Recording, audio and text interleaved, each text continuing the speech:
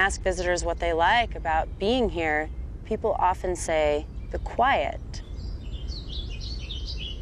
And then we begin a conversation about, well, is it really quiet? There's actually a lot of natural sounds that are soothing and calming, and these natural sounds aren't really quiet.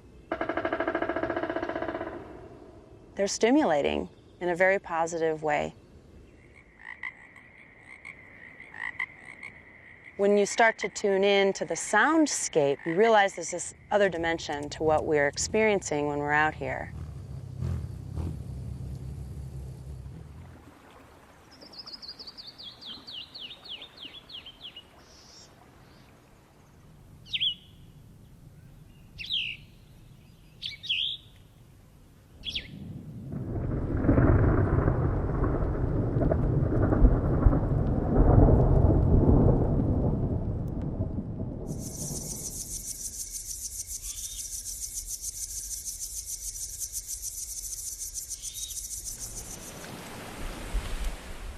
From the very first time that I took a microphone and a stereo recorder into the field, it completely changed my life.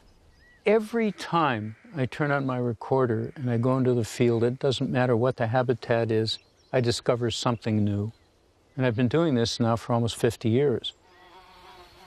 It's all magical and informative and engaging and life-affirming. And it gives us a sense of awareness of our connection to the living world. Every study that's been done indicates that even when we're unconscious of it, even when we deny it, that the stress levels, heart rate, blood pressure, all of those indicators are elevated when we're in the presence of noise.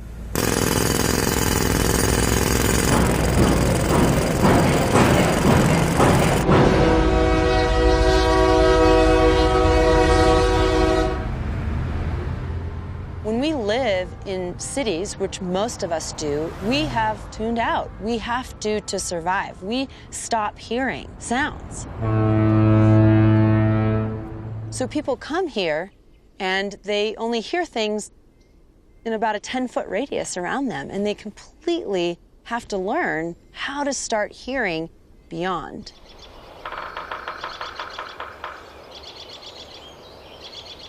Maybe you don't know what it is.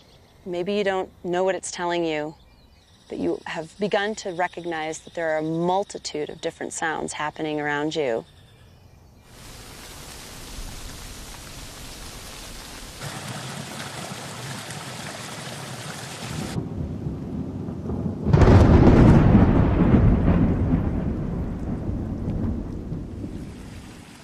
During the process of working with the National Park Service on the Soundscape program, my colleague Stuart Gage came up with the idea of trying to identify the sources of sound, the three components of the soundscape, one being the geophony, or the natural sounds that we hear that are non-biological, like wind in the trees or water in a stream.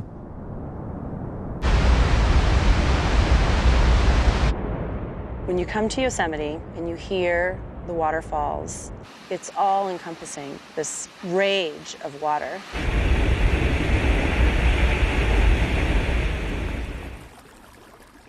Sometimes you come across a tiny little cascade that's just adding dimension to all of the sounds that you're hearing in the soundscape.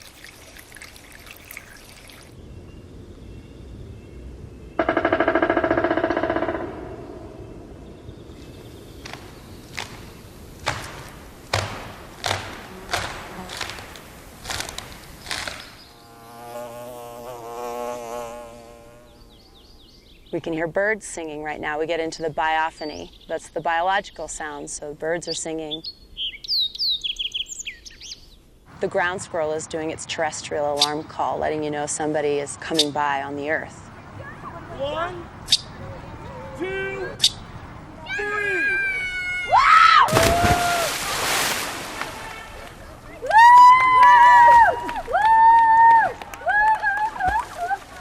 They save a special category for humans, which we call anthropophony. All of the sounds that humans generate, like those which are controlled, like music and theater and language, and those that are not controlled, which we call noise.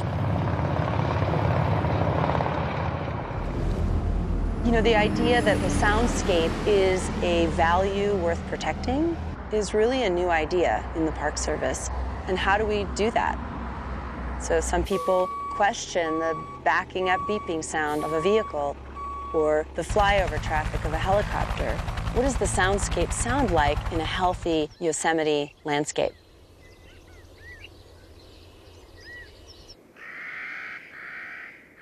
It's important that visitors have an experience of the soundscape, and so it's great that we are making efforts to try to protect that experience that is very valuable to the visitor, even though they might not be thinking about it. But if they came and they didn't hear the bird songs, and they didn't hear the squirrels, and they didn't hear the water, there would be something missing.